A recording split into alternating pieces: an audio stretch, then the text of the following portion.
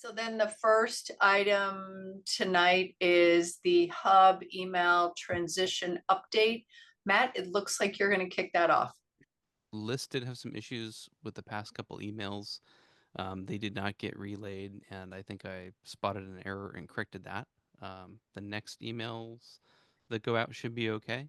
And at the same time, I'm working on um, also transitioning the back end to the new host. Matt, are we supposed to send out emails then, or? Should work okay right now. If it doesn't, I can address it. Great, thanks No for your problem. work on that. Yeah. Cindy, budget cuts to OEM update? Thank you for everybody who sent in emails. I went to the budget hearing, and sure enough, it took 5 hours to get in to testify. There was quite the crowd. And by the time I got up there, I was actually the only one. So I got to start my thing on a completely different topic on emergency management. And it was like the council sat up. It was really interesting because they all turned around and looked at Bob Kettle like, somebody's here talking about emergency management. He could not convince them. I talked to a staff person to reinstitute the full staff outreach person. So their compensatory move is to ask the department to spend $30,000 to find out how much training they've done and how effective it is. So in a year, they'll have data so that they can go back in a budget adjustment and give them back the money. So at least, their training got reinstituted, their travel got reinstituted, and a quarter of a staff person, but not the thing we were asking for. So that's where we ended up. But thank you for everyone who, tried to make it happen. Financial update, where do we stand? $4,200 is what we currently have in our account. Hugh, did you want to say anything? Not particularly. I mean, we're pretty frugal. 4 years ago, raising over $6,000. So you can see where we are here.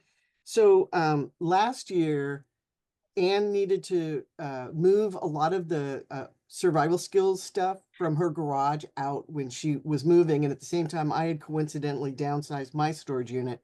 So we didn't have enough space. So we talked to you all about, we were going to try an arrangement where we were going to share a storage unit with the West Seattle Radio Club here in West Seattle. And they would give us half their unit and half the price. And it was their first year there. So they got a really good intro deal, $84 a month. So we were paying something like $42 a month for storage. We didn't do it for the whole year. We wanted to test that out. So Ann and I absorbed the cost on that. We went, yep, we're going to need this. And so this year we went to re-up the same deal. And so it's going to cost $618 because, of course, their introductory year price went out and we have to pay the full year, 12 months. So because we don't really have a process for approving kind of these big chunky deals like this, we figured a fair way to do this is I'll pick up a quarter of it and we'll pick up a quarter of it and we'll ask the hubs to pick up the half of the half.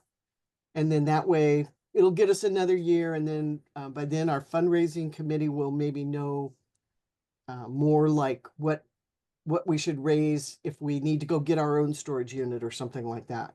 So I just want to put that out there. If anybody's got any concerns, like now's the time to talk about it, but $300 to be able to store stuff to make it convenient for us to be able to distribute things is pretty good. Any question or discussion on that? Yeah, is that per year or per month? Oh, per year. Good Lord. Year. Oh, okay. That's a little better. Yeah, no. So it'd be $309 for the hub network to pay for their portion for the entire year. Are you saying we're going to use the money that we just talked about, or that's the money we're going to use? We don't need to raise new money. Okay, great. Right. There's a big bill coming to Hugh. It's about $42 a month. So there's probably about $400 that are going to come in reimbursement for the MailChimp account. And then just a heads up on that, we're approaching our cheapo limit of $2,500 subscribers. So that's going to pop up. And I've just sent that information to the fundraising committee to be aware of that potential upraise in a year or two. So Madison Valley has money in the Seattle Parks Foundation account. Um, would you ask for a contribution from various hubs? Is that Oh, kind of what you're asking no, for? nope. This is, Not yet. we Okay. know that the money's there to cover these things. We all, this was what we discussed in the retreat. You know, Mhm. these were just going to be average costs that are, we thought there was at least 2 years of money in the hub account, network account to get us through the next 2 years. So I'm just letting people know that that $4,000 is going to have a sharp dip where we go spend what we had already said we were going to spend. Okay. Okay. Anne, thank you. You're gonna talk about standing up your hub power outage discussion. Yeah, I just want to hear from folks about this idea of standing up your hub if the power outage is long enough. Maybe not the catastrophic earthquake we kind of all prepare for, but um, if you'll remember, that's how the hubs were born. Cindy and her neighbors had a long-term power outage in West Seattle and found themselves meeting on the street corners to figure out what coffee shops were open, where can they get a hot cup of coffee. That's the genesis of the hubs, was a power outage. It wasn't an earthquake. I've just written down a couple things that I thought would be helpful. Like if I was going to stand up my hub, what do I want to pull out of the box and have available for my community? This first one, Cindy and I have a running list of things to update in the education book or in the job descriptions. So the standard kind of manuals for the hubs, we have a list of things to update. And one of those is we have a document, preserving power on your cell phone, and I don't even know where we got it. It's just kind of common sense stuff. But anyway, so there's that. We had talked about doing a poster like we do the self-help posters. We have 6 of them. Cindy and I have talked about needing one on electricity and just really smart things to either preserve the power that you have or find power and maybe resources you didn't have. Cindy's going gangbusters on how can we use electric vehicles to power life-saving medical equipment and what might that look like. So anyway, if anybody wants to work on a poster, a self-help poster for electricity, please reach out to me. I'm happy to gather all the data and try and put it into some kind of format that makes sense. And then if you were going to stand up, a pseudo hub in a power outage, obviously you're going to need the information station. Just want to hear people's thoughts about, yeah, I would never, ever, ever do that, or yeah, makes perfect sense. And this might be something I'm thinking about. Yeah, I think it makes sense. It would be good to have some general guidelines for when it's appropriate to stand up because I think I spent some time thinking about it, because I was, for instance, my parents were in Lake City and they were out of power for 14 hours. They were also having trouble with their cell phones. I know T-Mobile lost, I think, 6 towers um, in North Seattle or all of Seattle, but um, some of the infrastructure was damaged. Cell phones weren't working, and I actually had to drive there a couple times just to talk to them because Wow. texting wasn't working at all. We were trying to coordinate, and they needed help. They have an EV, but they weren't able to pull power from it. They needed me to come in and show them how to do that. So You figured it out, Matt? yeah, they had a VTOL adapter with it. It was just a sequence of locking and unlocking and pushing buttons to get it to turn on, and so I got them set. They were fine, but communicating was already challenging, even with most of the power grid still functioning. To me, it's more like if it's a 2 or 3 day massive communication outage, you bet.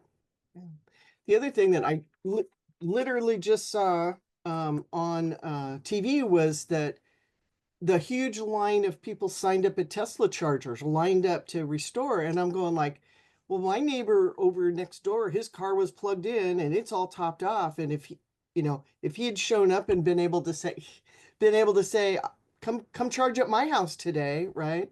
So it's like, there's a lot of neighbors could have helped neighbors where the hubs didn't have to stand out in the cold and facilitate it. Yeah, there was a lot. There were a lot of people discussing it on the Seattle Discord. There were people that had internet access, but still didn't have an idea of where they could go to buy groceries because it wasn't clear what grocery stores were open. I also heard some discussion on the local ham repeater, some people that were looking for help finding gas stations that were open. So they were trying to find people that were on the ground that could, let them know what areas had power and they might have gas stations open. And somebody was offering a generator up on the PSRG morning net after yesterday. I think what I'm hearing is it kind of depends on how long the power outage goes on for. Mm-hmm. If it's short, maybe it's not worth it. If it's long, then Well, think some about people are standing just- out there. So it would be a stand-up light, right? It may not be, we're gonna totally match blankets and stuff like that, but it's certainly the information board where using our ham radio, using the power that we've got, we could be writing, what's open that we know of in our small communities. Yeah. Where's the hot coffee? Yeah. We did see a couple things come out, like, some hospitals got shut down. Some hospitals had people show up with medical devices that needed charging. This has not been a long power outage, and folks are showing up to hospitals to keep their medical devices charged. That's shocking. In Wedgwood, we lost cell service pretty within 2 hours. It was very one bar or the SOS on my my personal phone. We seemed like we were hit pretty hard, and I was wondering what to do, how to gather more information. Right, we were in that spot where okay, what do we do? And we've been gathering some GMRS radios amongst our planning team. Not everybody's programmed, not everybody knows how to use it, but I sent out an email saying, okay, folks, if we still don't have power, if you get this email, let's check in at 3:00 on our GMRS radios. And then we had a discussion of, do we have a protocol just for that? Just in that meantime of when do we know what to do? How do we communicate with ourselves? So we decided we are hoping we could ask other hubs in this, in that time to tune in to the repeaters at 8:00, just like we do for our check-ins on Monday night. I invite anyone who wants to do that. We'll be on Maple Leaf, probably in Wedgwood, at 8:00, so that people know tune in then, because we were so busy, in my household. We were so busy, getting the lanterns out and moving downstairs, and I didn't have time to have just monitor the radio. So 8 p.m. and then we said at 9 p.m. we'll be on our Simplex channel in the neighborhood with hopefully some information, and then we can decide what to do. We said 8 a.m. and 8 p.m., 9 a.m. and 9 p.m. So I invite anyone 8 p.m. right? And Matt, I ran into Matt and he said, well, yeah, anybody can set up a net, right? That's a fantastic but idea. The ham folks, I don't know if there's other radio culture customs that interferes with. If I don't know if the ham folks will all be somewhere else. Okay. We own the Yeah. GRMS. We get Different to repeaters. Mm-hmm. Yeah. There are some interfering repeaters. One. So if they have scheduled nets and we're talking, they should be able to communicate that to us. And if you hear traffic, then wait until they're done or ask them, if we can start a net. I think it's just part of general radio etiquette. Just make sure that the channel is quiet. If you want to start a net, it's best to ask, is this channel in use a couple of times? Just see if anybody's got their radios on. Maybe there's a lull, but yeah, if it's quiet and not in use, you can start up a net, especially if it's for dealing with an emergency situation. There is one repeater that is the direct overlap with Tiger Mountain. And what channel repeater is that? 3. Channel 4. So Magnolia. So they do have scheduled nets, and we've agreed to pre-coordinate exercises with them. But in a disaster, we're going to really see what happens, because they're going to be on their repeater doing their emergency response, as are we. So that'll be a good one. Wait, hang on. Go ahead. Right now, the Tiger Mountain repeater is offline. All the power is off up there. So our channel 4 is clear. That means we can use it without interference. What I heard a little bit was people want guidance on when to stand up. And I don't think that's coming right now. My thing is, if you feel like you can stand up, you want to do it, you think your community would benefit, you're willing to do it, get out there. There's no reason not to. If you're willing to do it, go do it. Yeah. These, weird power outages, how long is it going to last? It's not a cyber attack. We're not going to be down for 2 weeks. It's a do whatever you want kind of thing. That was our Hanukkah storm problem. Was West Seattle was out for 2 weeks when the rest of the city was restored. So West Seattle, areas of West Seattle might have been the only ones who really wanted to stand up when everybody else was like, yay, thank God my power stayed on. Next item, Cindy, community building training. So this was a response from when we were looking at both out of the retreat, developing ways to help hub captains engage better with their community. And one of the things that I'd offered was that Department of Neighborhoods used to have a class that taught people how to do outreach to their community.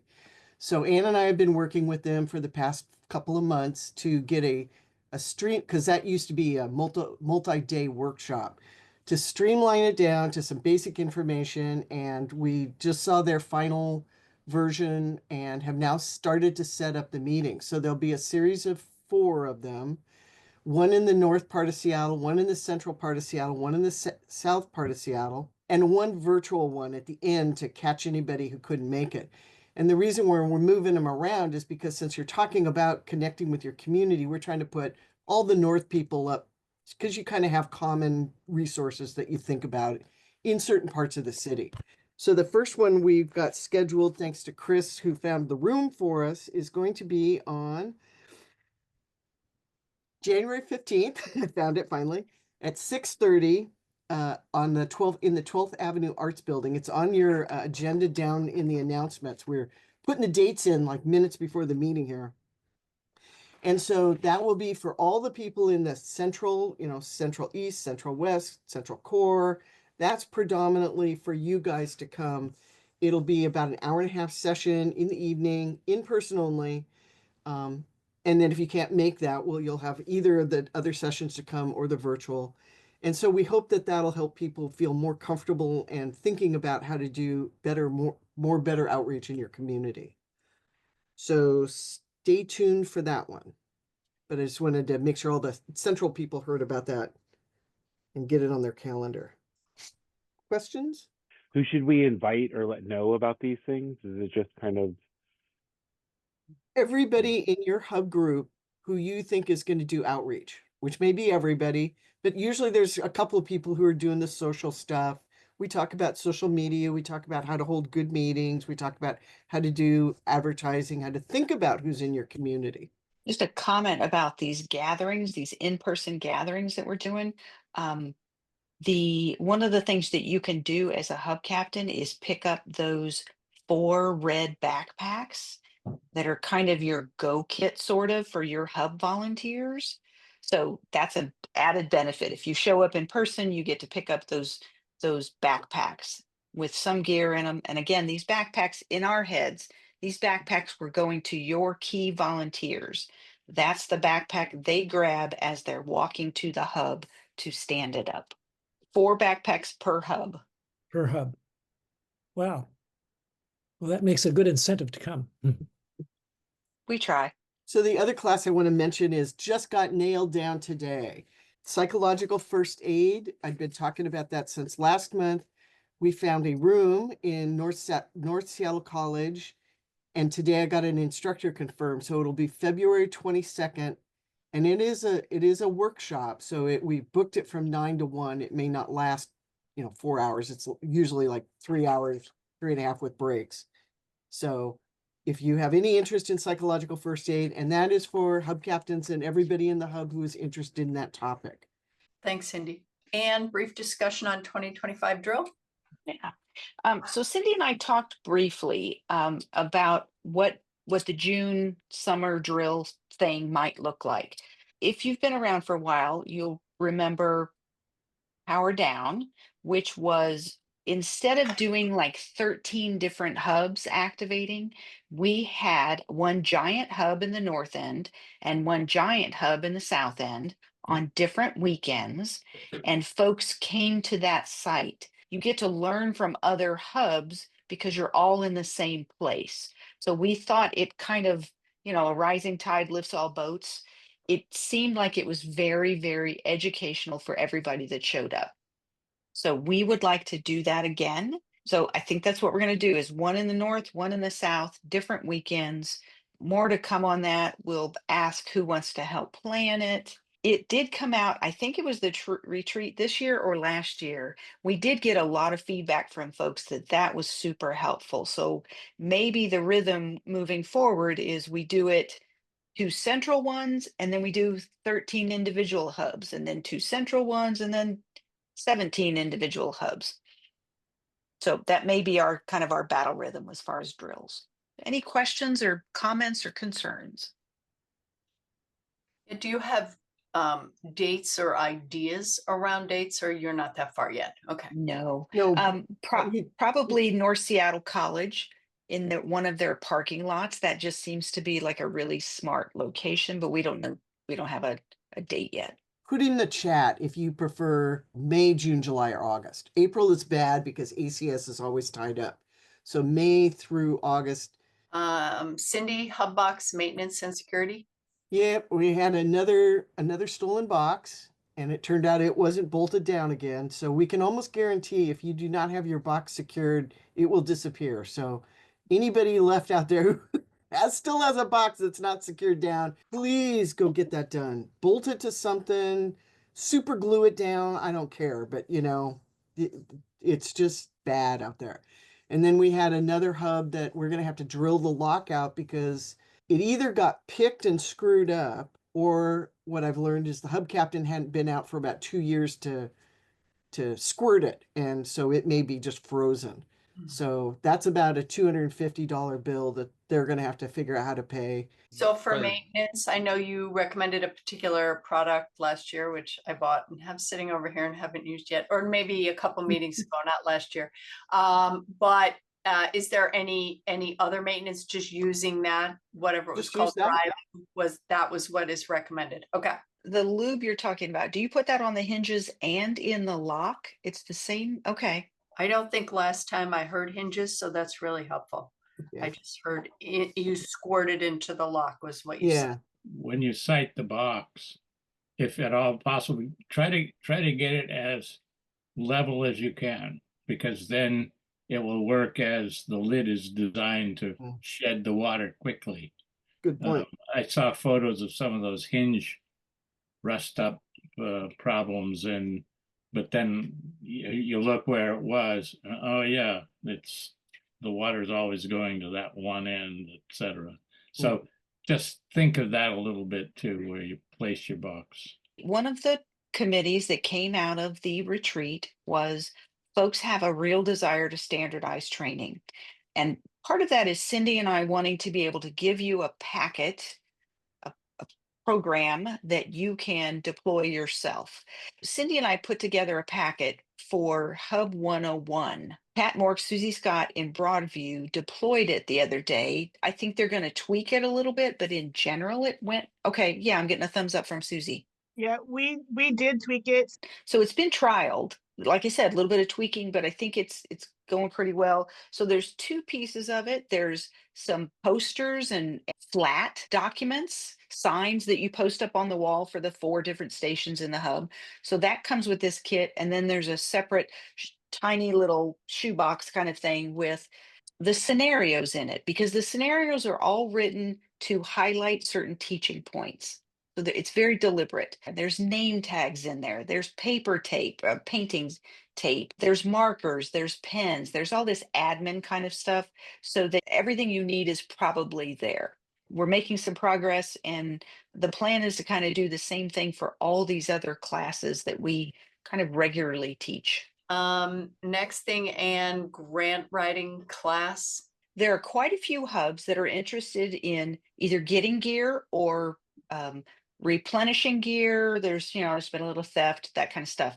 So Cindy and I looked at it and went, oh wow, we have quite a few hubs that are going to be writing grants probably in January-ish when the season opens back up. So we're going to do a class on grant writing, and it's not all grants. I only know how to do Department of Neighborhood grants, which are matching funds. So we'll go through those. the class is targeted to the people that have an intention to write a grant in the beginning of the year, but it's open to everybody. So if you think you might be writing a grant 6 months down the road, or just are curious about the process, you're welcome to attend, and we'll put details in the minutes. And it's on Zoom. It's probably going to take a little over an hour, but we'll talk about how to successfully write a grant. I think I've done enough of these that I know what the department's looking for, so I can put the right words in your mouth that you can put on paper. And then we've got examples where you can copy and paste, plagiarize all you want.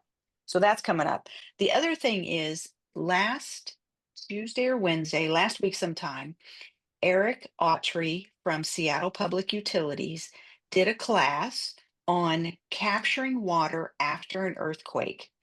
The messaging, I asked Eric to do the class because the messaging was very different than what I've been teaching.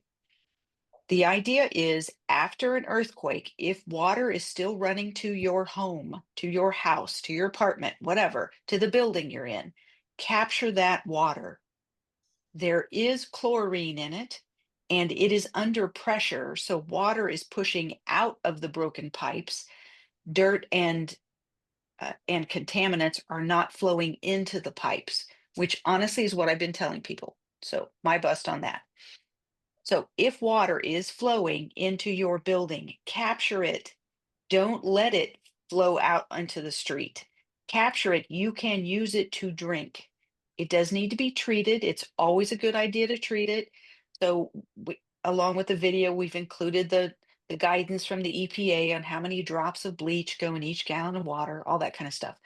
Eric did a really nice job of the history of the development of our water system. It's really fascinating. But at the tail end of it is very concrete guidance on how to capture water and use it after an earthquake. So quite different. We'll be sending that out. It just got posted to YouTube yesterday. So that's coming. And I would encourage you to share it with your neighbors, because again, it is a nuanced, kind of different take on things. And just because water is pressurized and running to some buildings does not mean everybody will have that. Matt made a good synopsis kind of the situation. The people at the top of the hill have really good radio signal, but they're going to lose water first. The people at the bottom of the hill have crappy radio service, but they might actually have water flow into their building for a couple hours after an earthquake. So that's the give and take of where your household is sitting. So anyway, I would encourage you to take a look at it and spread the word. We don't want this water to flow out into the streets. We want it in containers we can actually use to drink. Every year, this is like, I think, year 4, maybe 5. We have put together this list. We've checked all of the links. They all work. If you need to buy a gift for somebody and they're hard to buy for, and you just want to push the preparedness message, here's a list of things you might want to consider. Happy to take comments. And I'm not a big believer in Amazoning your way to preparedness, but I am a fan of this device. So this is an LED bulb, draws very little power, takes very little power, and it doesn't get hot. And it's got this nice long cord, and it hangs up, and it hooks to some kind of battery source. It'll run off of your laptop if your laptop has battery, or a cell phone battery bank. Here's the QR code down here if you want to, excuse me, if you want to grab this from Amazon.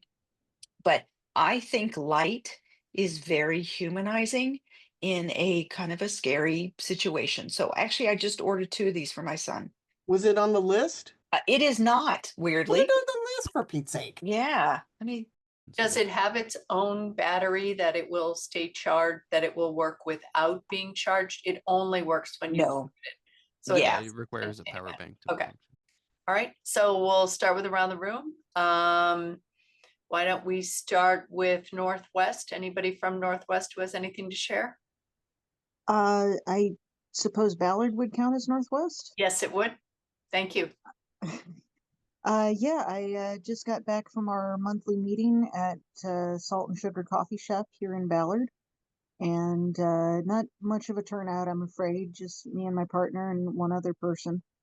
But I was able to spread the good word about ham radio that I've recently become a convert to, and how I took a free class online and got my license, and got somebody else excited about that, and traded some ideas about preparedness. So yeah, our other co-captain for Ballard Commons Hub, Jody, is still out of town, so I'm doing my best to kind of keep the hub going and active in her absence. Not having tremendous success, but we'll keep on trying and keep holding the meetings. And I've got some interest from a representative of a local business who wanted some help in making an emergency plan for her employer and her fellow employees. So I've got some resources to share with her when I meet up with her later in the week. So yeah, that's what we've got going on at Ballard Commons. Great. That sounds great, Juliana. And was giving you the thumbs up there as well. So Broadview counts as that too, right? yeah, So we had our part 1 of the Hub 101 training, and we have I know we're going to be conflicting with Howler Lake, but we are having our part 2, which is just going to be all scenarios. We set the criteria that you need to have either participated in a hub before or gone to the Hub 101, so that we're not taking time for retraining. So we're looking forward to that. Pat and I are meeting tomorrow night to go over what scenarios we want to do and figure out how we're going to rotate those around. Sorry, Howler Lake, that we're conflicting with you. No worries. The Wedgwood Hub will be sponsoring a GMRS radio skills clinic in February. So lots of advance notice, clear your calendar. It will be Wednesday, February 12th at 7 o'clock at Wedgwood Presbyterian Church. It'll be the Wedgwood Presbyterian Church on 35th and 80th. And we'll get that information out, but just FYI. great. Thank you. This is Ellen with Roosevelt, and I have more questions than things to share, actually. Okay. Cindy, I was wondering if I've missed the deadline for your end of year report, or if there's a deadline. No, it's usually the first week of Christmas I start working on it, and I will kind of bang out a draft and then send it out to you guys and go, what did I miss? What is it you're thinking to make sure that gets in? You had asked us about writing up ideas, plans for next year, I think. Yes. So I was going to send that out first week of December, because it will come out like usually mid-January. I get past the holidays when everybody, comes back to, oh, we're back in working land.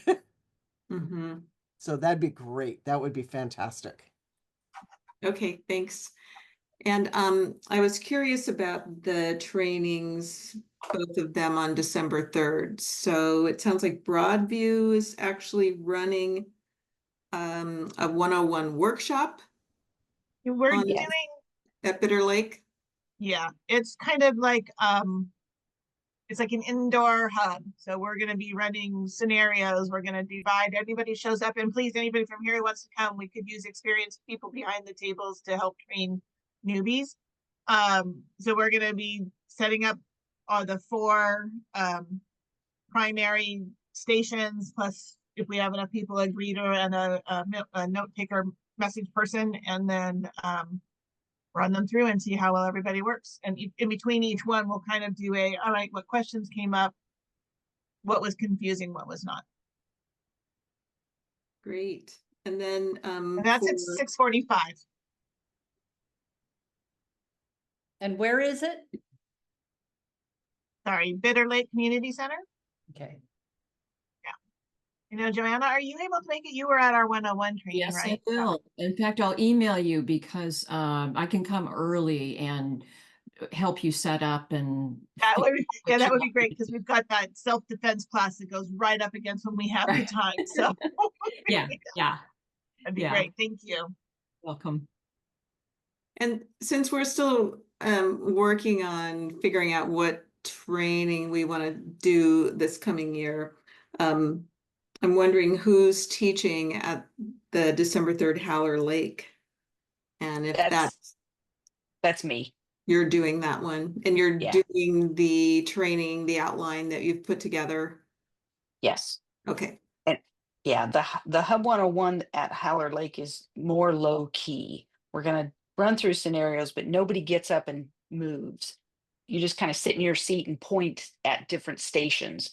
So the one that Broadview's doing at Bitter Lake is much more active. Okay.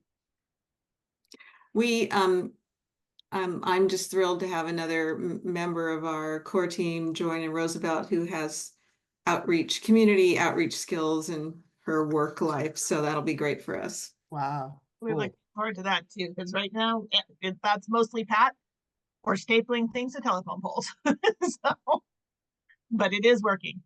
I have some stuff to chip in. I'm sure Bill does, and also Cindy. We made a presentation to Magnolia Community Council at Bill's church, Ascension, and Bill ran the tech stuff of it. Cindy did the lead on the presentation, and I filled them in on just how critical Magnolia's perimeter is to any kind of seismic event, et cetera.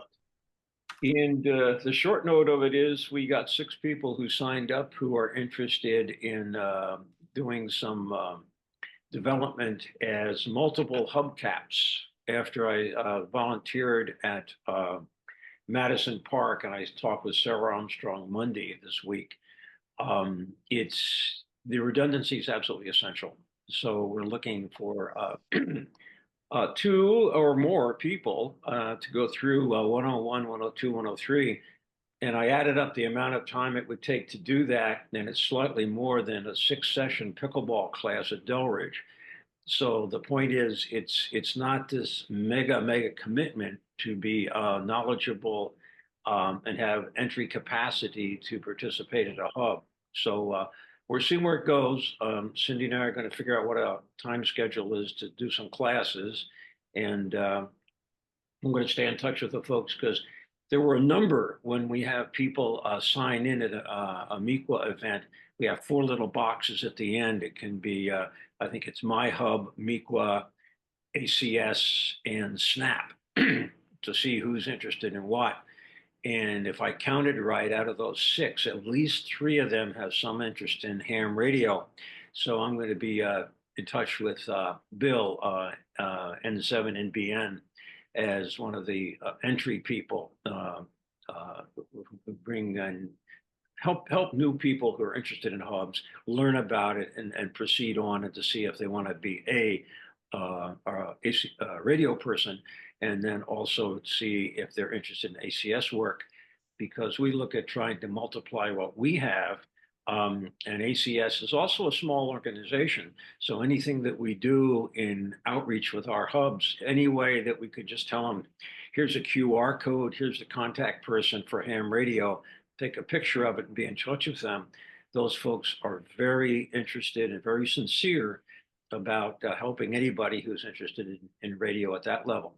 So it was a good experience, and they're interested in having us back. So I'll just keep you guys posted on what's going on. Bill, any observations from your end? Well, I thought the meeting last night in Magnolia was very helpful. It was a hybrid meeting, so there were 30 people in the room and another 20 people or so on Zoom. As hybrids go, I thought it worked pretty well. Some of the technology can be challenging. At the same time, the Queen Anne Community Council, which I attend, I'm not part of the council, but I attend it. They do everything all by Zoom. So it's kind of actually limits things in some ways. So I was actually glad to see what Magnolia accomplished last night with people in person. Another comment is that Bob Kettle, who was on the city council representing District 7, and District 7 is some of Magnolia and all of Queen Anne and everything. Bob is actually, well, I'm acquainted with him back when he was on the Queen Anne Community Council. And he was helping work with as the public safety committee person there. But now he's on the city council, and he has called a meeting, and this is actually going to be with Ann and Cindy and me and Frank and other hub captains in District 7, just a small group coming together sometime in January, early January, to talk about how the hubs relate to the city and how he, as a council person, is going to work for us and everything else. So I'm looking forward to that with Bob Kettle come January. And that's all I have. Great, thank you. Cindy, you have a question? Well, no, it was at that same Magnolia meeting, Dan Strauss's aide. So Dan Strauss is, so they also want to do the same thing with the hubs in District 6. So I literally, he sent me the email today. I haven't had any time to, reach out and go, hey, Ann, how are we going to coordinate these people into the office? But it is phenomenal that 2 council members have reached out to us going, we want to learn more. So if you're in District 6, stay tuned. I just have one observation from talking to some of the folks, and that is that some of the people at Bob Kettle's level and others, they're beginning to understand that the third component to public safety is in fact the public. It's not just police and fire. Anyway, so on to the next person. Thank you.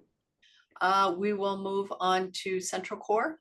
I was at a meeting the other day and ran into the representative for the city economic development group, and they were mentioning a small business emergency preparedness presentation that I had not heard of through the SBA. So I'll drop the link in the notes.